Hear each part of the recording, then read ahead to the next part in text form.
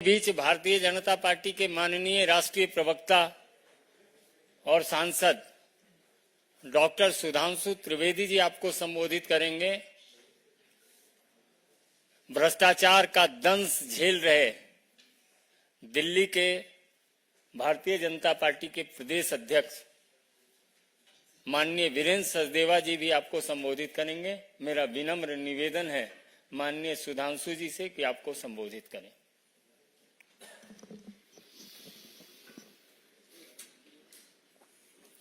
मित्रों, आज माननीय उच्च न्यायालय ने श्री केजरीवाल के संदर्भ में जो निर्णय दिया है उससे तथ्यों के कठोर धरातल पर आम आदमी पार्टी का अहंकार चकनाचूर हो गया है। स्वघोषित कट्टर ईमानदार का किरदार धारदार तथ्यों के साथ पूरी तरह तार तार हो गया है। ये सामान्य बात नहीं है। देखिए, जिस प्रकार से उन्होंने जमानत के लिए नहीं, ये बात हम ऐसे नहीं कह रहे, उन्होंने तो सीधे सीधे अपनी अभिरक्षा को ही, यानी अपनी हिरासत को ही चुनौती दी थी। अहंकार यह था कि मुझे छूट नहीं चाहिए, मुझे दूसरे को गलत साबित करना, इसलिए मैंने कहा कि वह अहंकार चूर चूर हो गया है। क्योंकि माननीय न्यायालय ने जो अभी मीडिया में प्राप्त सूचना उसके अनुसार यह बिंदु स्पष्ट कहा है, court clarifies that the petition is for deciding the arrest is illegal. क्योंकि उन्होंने तो सीधे यह कहा था कि अरेस्ट ही इलीगल है, यानी वो जमानत मांग ही नहीं रहे थे और इतनी बड़े अहंकार के साथ वो आगे बढ़ने का प्रयास कर रहे थे। दूसरा विषय बहुत स्पष्ट मैं आपके सामने उद्धृत करना चाहता हूं। Material collected by the ED reveals that the Kejriwal conspired was involved in formulation of excise policy. बार बार हम लोग कहते थे साक्ष्य जांच एजेंसियों ने दिए हैं और वो न्यायालय के समकक्ष हैं, न हमारे पास हैं न किसी अन्य के पास हैं, इसलिए उस पर बयानबाजी निरर्थक है।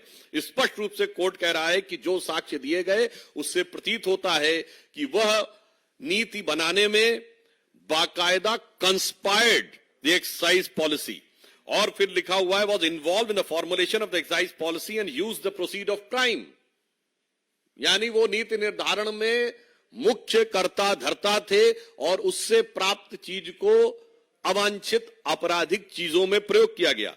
He is also allegedly involved in the personal capacity in the formulation of the policy and demanding the kickbacks, and secondly in the capacity of national convener, यानी प्रथम दृष्टया वो नीति को बनाने में मुख्य सूत्रधार थे और फिर उसके बदले में धन प्राप्त करने में अपनी दूसरी भूमिका यानी आम आदमी पार्टी के संयोजक के रूप में कर्ता धर्ता थे।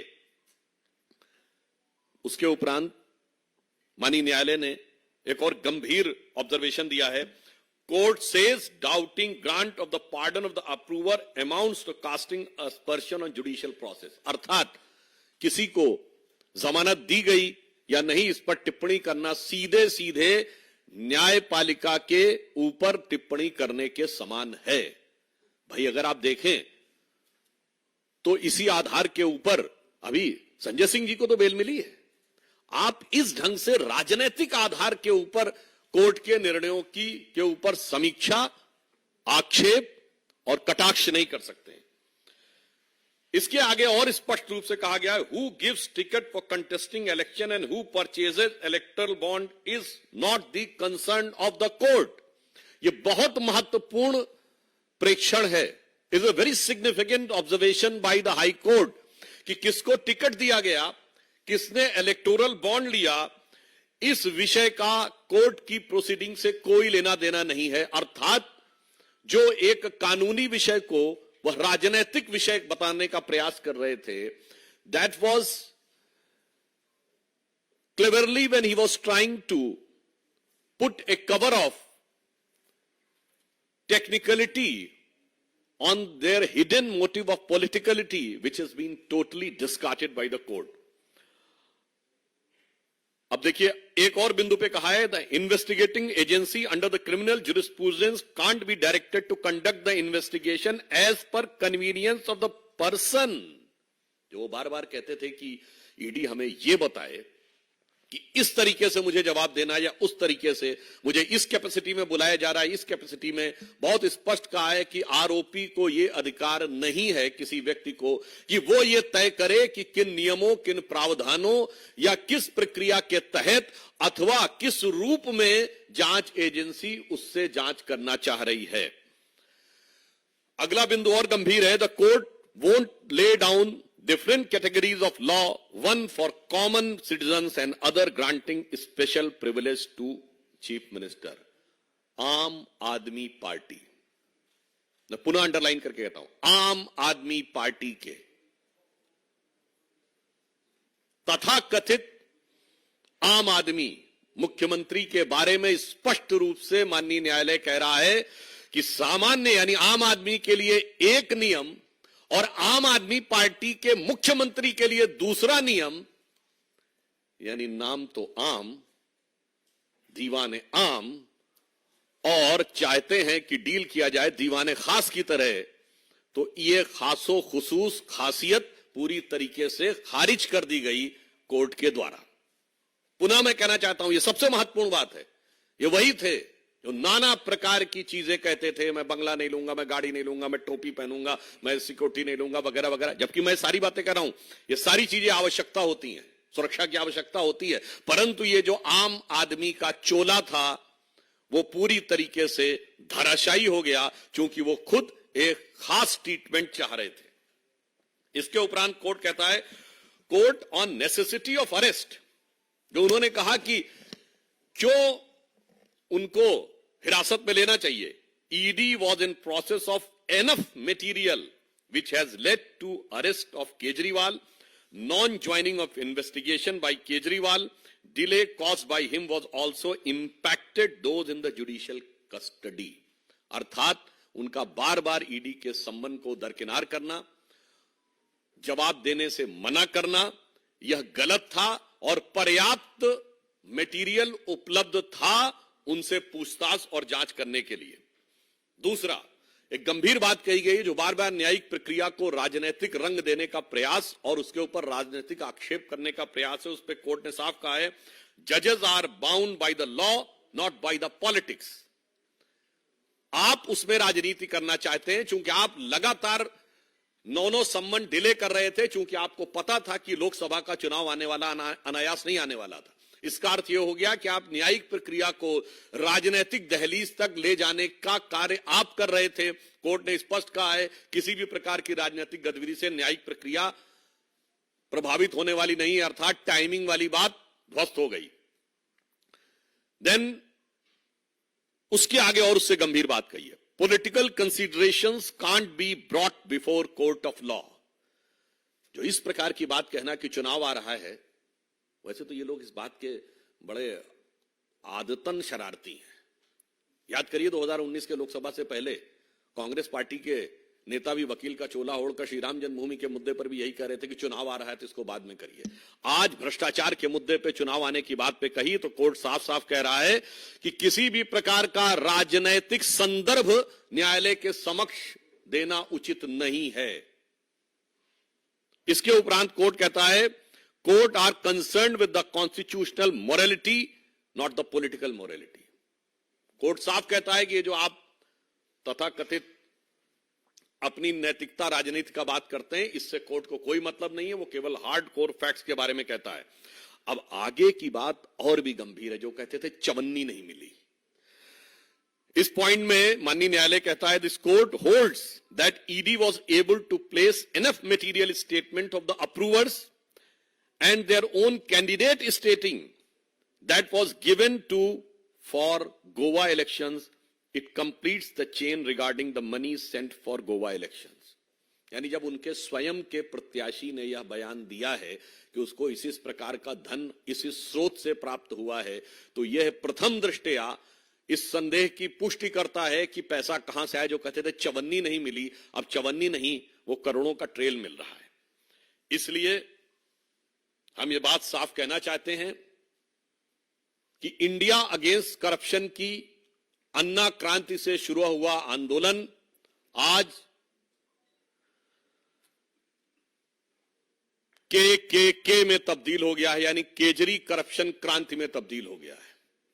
एक दशक के अंदर इतना बड़ा पराभव संभवतः भारत की राजनीति में कभी देखने को नहीं मिला होगा। और इसी के साथ एक बात और साफ हो गई है कि ये तथाकथित इंडी गठबंधन के नेताओं ने उसी रामलीला मैदान में जहां इंडिया अगेंस्ट करप्शन की क्रांति हुई थी, वहां जिस करप्शन को लेकर रैली की थी, अब साफ हो गया कि केजरीवाल जी विगत 30-35 वर्षों से जेल के अंदर बाहर जाने का जो क्रम चल रहा था, वो तमाम नेता श्री लालू प्रसाद यादव जी से लेके शिबू सोरेन जी से लेके डीएमके के नेता करुणानिधि कनिमोझी ए राजा से लेके अन्य नेताओं से रत्ती भर भी अलग नहीं हैं। न्यायिक दृष्टि से वो ठीक उतने ही दोषी हैं जितने नेताओं के साथ आज खड़े थे। तो आप सोचिए वो कहां से कहां खड़े हो गए। और उससे ज्यादा गंभीर बात यह है, आज आपने देखा कि तृणमूल कांग्रेस के सांसद जो कि पश्चिम बंगाल में हुई हिंसा को कवर फायर देने के लिए चुनाव आयोग के पास गए थे, तो उनको बचाने के लिए ये मौसेरे भाई आम आदमी पार्टी वाले उनको कवर फायर देने के लिए गए थे। अर्थात इन पार्टियों का चेहरा और चरित्र पूरी तरीके से उजागर हो गया है, जब यह साफ साफ कहा जा सकता है कि आज जो कुछ हुआ है इसने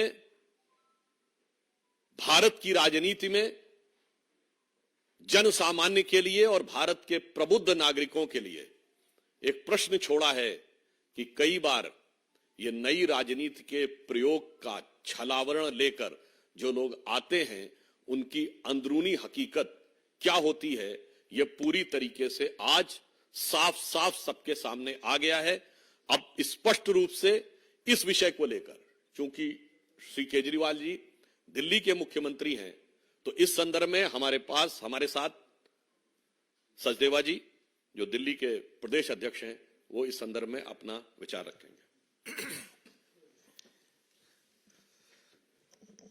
धन्यवाद भाई साहब।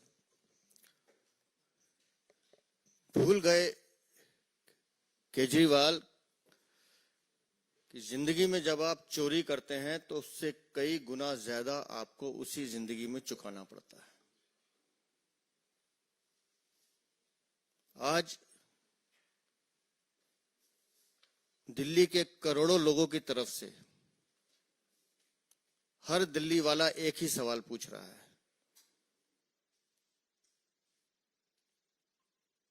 कि केजरीवाल, तुमने दिल्ली को शर्मसार किया है। एक दिल्ली वासी होने के नाते ये दर्द हमारे दिल में झलकता है कि जो दिल्ली देश की राजधानी है, जो दिल्ली पूरे विश्व में, पूरे भारत में सबके आकर्षण का केंद्र है, वो दिल्ली आज इसलिए कलंकित है क्योंकि उस कलंक की गाथा अरविंद केजरीवाल ने लिखी है। दिल्ली को लूटने का काम किया है।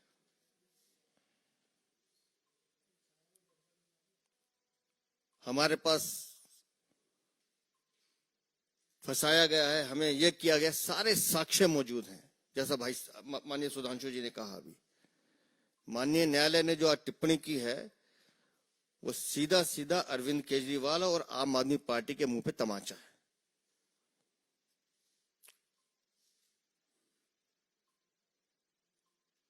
इनके कारनामों ने दिल्ली को शर्मसार किया है।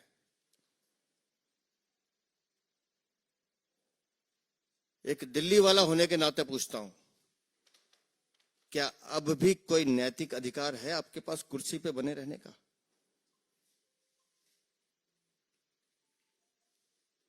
आज जिस तरह से माननीय न्यायालय ने पूरा सच आप सबके सामने रख दिया है, उसके बाद कोई नैतिक अधिकार है आपके पास कि आप कुर्सी पे बने रहें?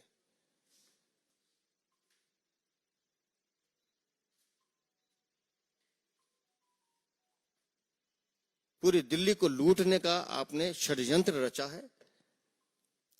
उन हजारों मां बहनों की हाय आपको लगी है अरविंद केजरीवाल, जिनके बच्चों को तुमने नशे में धकेलने का काम किया, जिनको पानी की जगह शराब की बोतल पकड़ाने का काम किया। हम मिले हैं उन माताओं बहनों से जिनके परिवार के लोग नशे में झूमकर आके उन पे हाथापाई करते थे, मारपीट करते थे। मुकदमे दर्ज हुए उन माताओं बहनों के खिलाफ भी, जो इसके खिलाफ आंदोलन कर रही थी। क्या जवाब देंगे ये लोग? बार बार चिल्लाने से, बार बार झूठ बोलने से झूठ सच नहीं बनता। ये बात आम आदमी पार्टी के सारे प्रवक्ता समझ लें।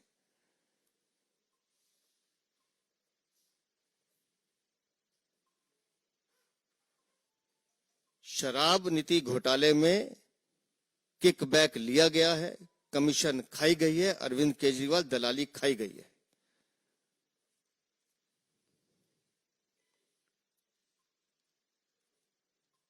हर बार माननीय न्यायालय की टिप्पणी पर जिस तरह से ये लोग बयानबाजी करते थे, आज उसका भी पटाक्षेप हो गया।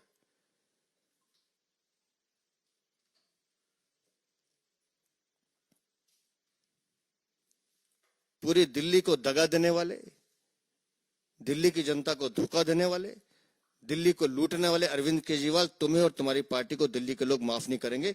ये बात हम 100% कह सकते हैं। मैं दिल्ली की जनता का दर्द समझता हूं।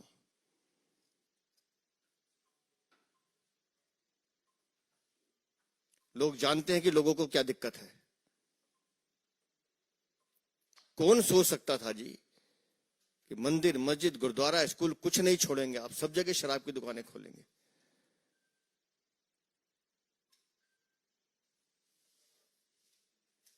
हम सब ने पढ़ा है, महात्मा गांधी लिख के गए कि शराब शरीर और आत्मा दोनों का नाश करती है। अरविंद केजरीवाल, इस शराब ने तुम्हारे शरीर का, आत्मा का और तुम्हारे चरित्र का भी नाश किया है। तुमने दिल्ली के विकास को भी रोका है, दिल्ली के विकास का भी नाश किया है। ये दिल्ली वाले तुम्हें कभी माफ नहीं करेंगे।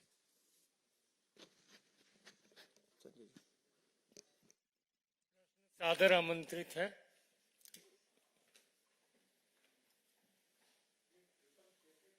नीरज पांडे जी।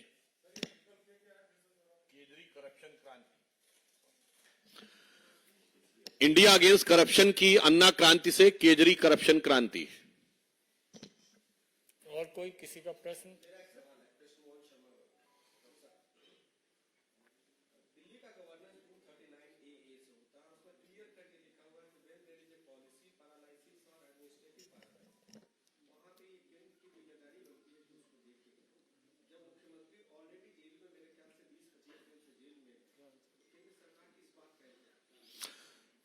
पहले तो इसके दोनों उत्तर देता हूं, नैतिक और संवैधानिक।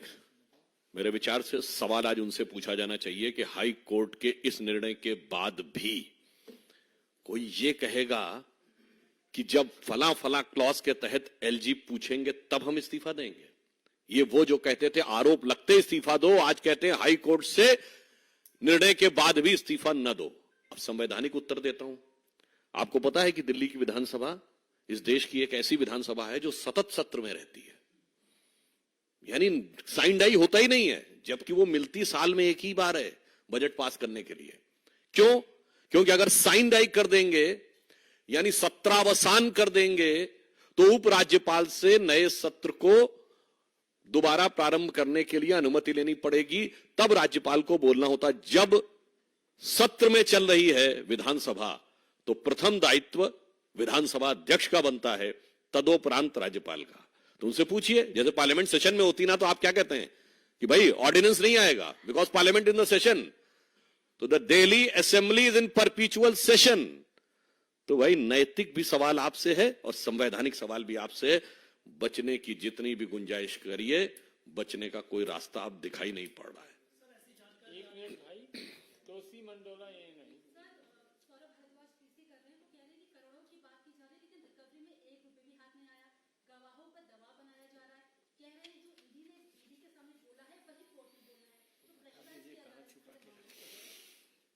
देखिए, कोर्ट ने आज बहुत स्पष्ट कहा है कि जो बयान दिए गए हैं वो कोर्ट के सामने दिए गए बयान है, तो वो पूरी तरीके से वैलिड है।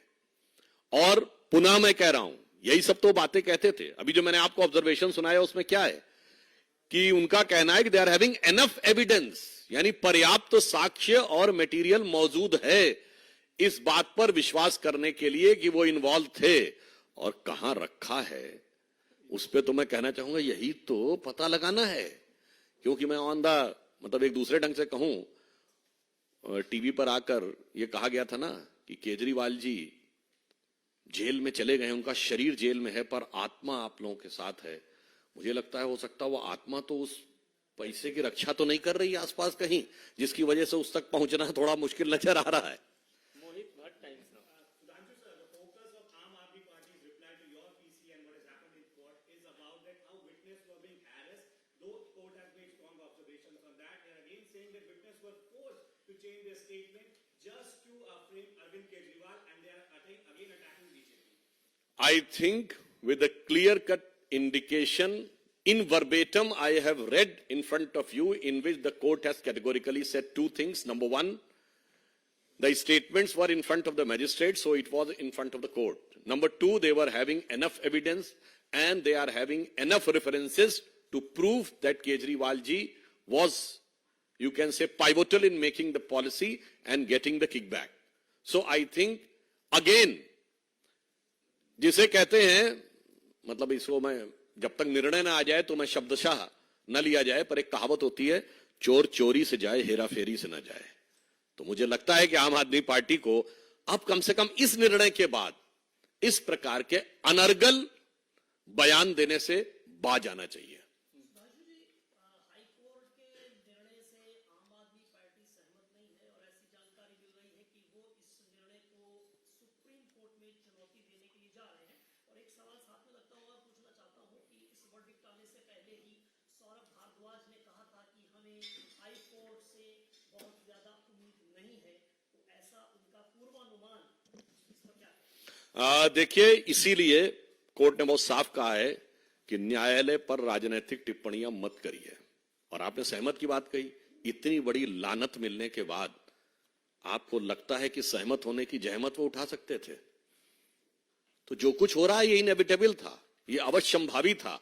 परंतु आज मैं कहता हूं, अगर वही कोर्ट संजय सिंह को बेल देता है तो लोकतंत्र की विजय है, और वही कोर्ट केजरीवाल जी को दोषी मानता है तो लोकतंत्र समाप्त है। वही कोर्ट यदि इलेक्टोरल बॉन्ड पे वो निर्णय देता जो उनके अनुकूल लगता है तो लोकतंत्र की विजय है। वही कोर्ट अगर चंडीगढ़ पे वो निर्णय देता जो वो उनको अच्छा लगता है तो लोकतंत्र की विजय है। वही कोर्ट राहुल गांधी की सदस्यता बहाल करता है तो लोकतंत्र की विजय है। और वही कोर्ट आपको दोषी सिद्ध करता है तो ये कहते हैं कि हमारा अनुमान ऐसा था। वैसे उनके अनुमानों पे क्या क्या कहा जाए वो तो खैर अनुमान उनके 13 साल से सुनते आ रहे, परंतु मुझे लगता है ये राजनीतिक क्षेत्र में नैतिक निर्लज्जता की पराकाष्ठा है। This is nothing but the height of hypocrisy in politics if this type of statement and such a selective comment on the various judgement of the court. Himanshu Republic.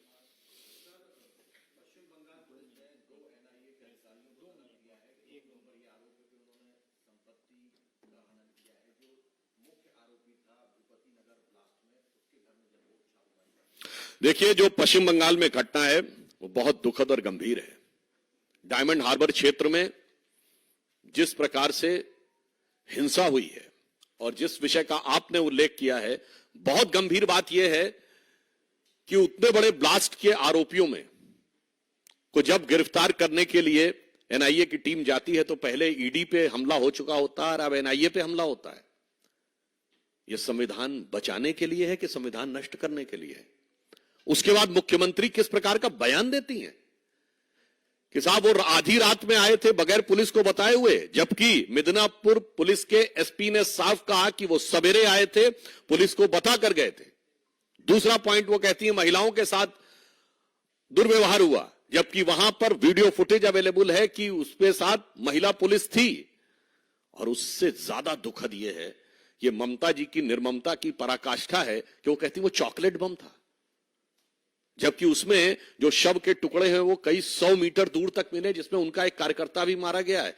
बड़े दुख की बात यह है, अपराध और भ्रष्टाचार दोनों को संरक्षित करने में जो कुछ पश्चिम बंगाल में किया जा रहा है वो लोकतंत्र के लिए और संविधान के लिए सबसे बड़ा खतरा है। और वो सबसे बड़ा खतरा तृणमूल कांग्रेस की सरकार के अंडर में मैं कह सकता हूं कि जो परिस्थितियां हैं वो लालू प्रसाद यादव जी के शासनकाल के बिहार और समाजवादी पार्टी के शासनकाल के उत्तर प्रदेश से ज्यादा बुरी स्थितियां सुनियोजित और व्यवस्थित हिंसा के द्वारा पश्चिम बंगाल में हो रही हैं। उससे दुखद बात यह है कि जिस प्रकार से मुख्यमंत्री उनका बचाव कर रही हैं कि शाहजहां शेख का तो बचाव होता है और वहां तक तो ठीक था, अब बम धमाके वालों का भी बचाव हो रहा है।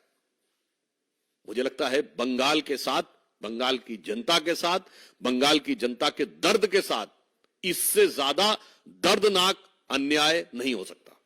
अनामिका रत्ना अंतिम प्रश्न है, इसके बाद प्रश्न नहीं ले पाएंगे, बहुत समय हो चुका है।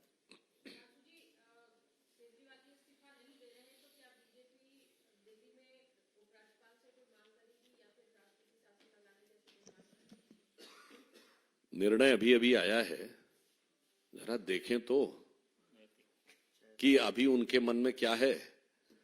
मतलब उनके दिल की हसरत में अभी अपनी कितनी और फजीहत कराना लिखा है, जरा इसका नजारा कर लें, उसके बाद आगे का निर्णय लिया जाएगा।